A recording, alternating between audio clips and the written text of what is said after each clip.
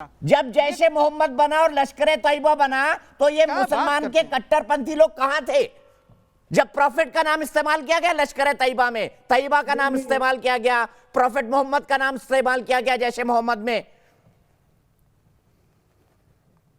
नहीं, देखिए मैं कहीं और से शुरू करना चाहता था, लेकिन अब जब इन्होंने ये बात छेड़ दी है तो मैं आप जहां से शुरू करना चाहते हैं करिए, चाहे वो श्री राम सेना हो, नहीं जहां श्री राम सेना हो या बजरंग दल हो या कोई सेना हो, मुझे इतना मालूम है कि यहाँ की कोई सेना या वो शिव सेना हो या कोई सेना हो, वो कैलिफेट नहीं इस्टेब्लिश करना चाहती है।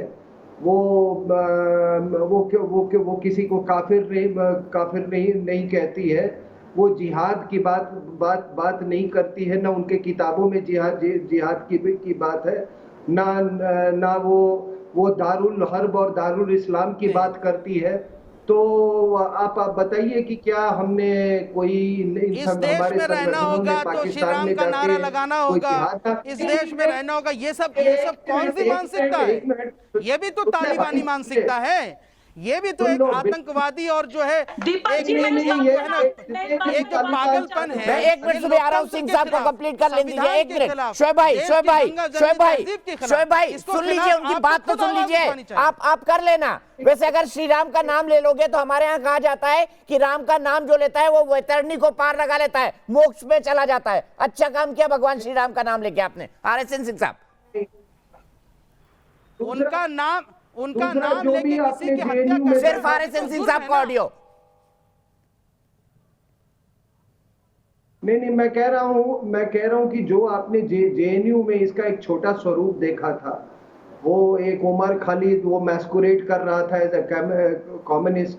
अभी जो इन्वेस्टिगेशन है उसमें ताहिर, उमर खालिद, वो सारे, और आपको तो मालूम है उमर खालिद तो बहुत मतलब इलियास के पुत्र हैं।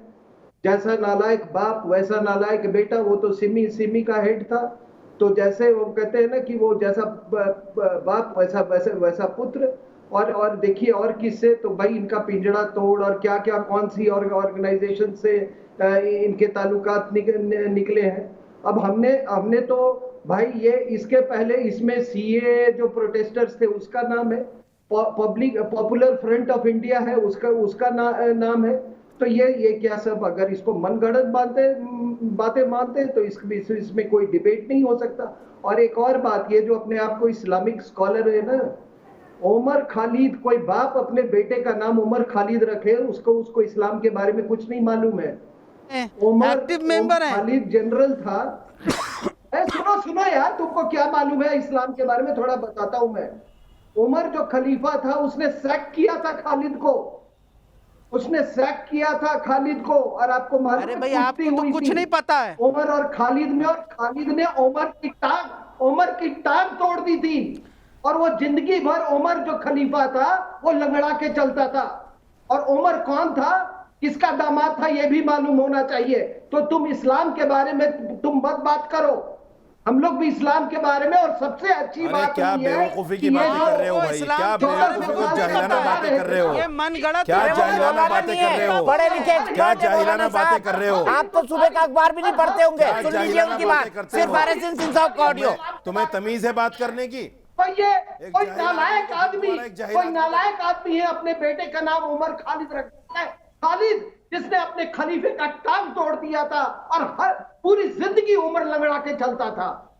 और जहां तक ये RSS और बजरंग, तो ना उमर का कत्ल RSS ने किया था, ना उस्मान का कत्ल RSS ने किया था, ना हजरत अली का कत्ल RSS ने किया था। पता लगाओ इस्लामिक स्कॉलर, किसने कत्ल किया था उनका, पता लगाओ और बताओ पूरी दुनिया को।